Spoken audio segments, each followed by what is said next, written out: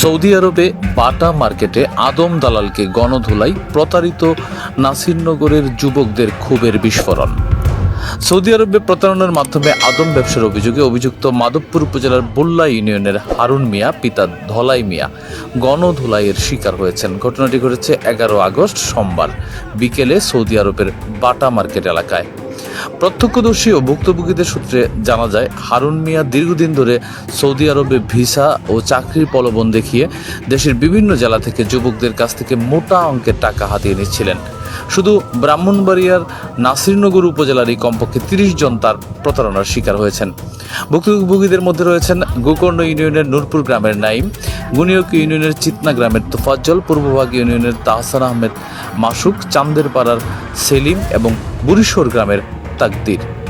চাকরি ও বৈধ কাগজপত্রের আশ্বাস দিয়ে টাকা নেওয়ার পর সৌদি আরবে গিয়ে মানবেতর জীবনযাপন করছে তারা। বাটা মার্কেটে হারুন মিয়াকে দেখে ক্ষুব্ধ যুবকরা তাকে ঘিরে ধরে এবং গণধোলাই দেন।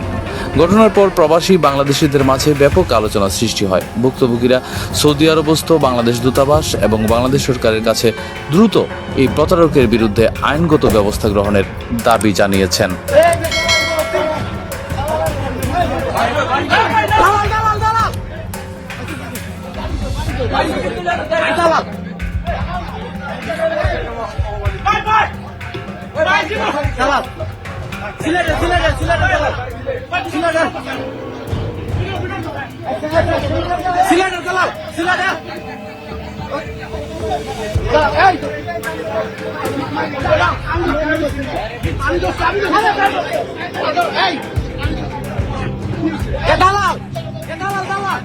আমার ভাইয়া জীবনটা শেষ করে দিয়েছে।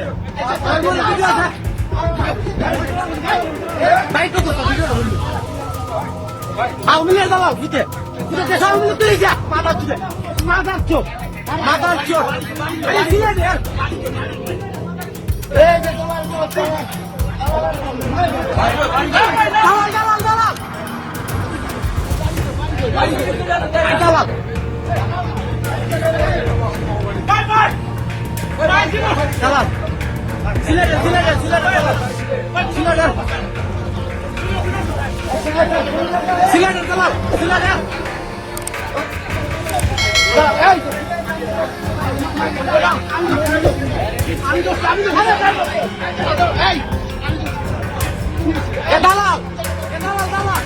আমার ভাইয়া জীবনটা শেষ করে দিয়েছে।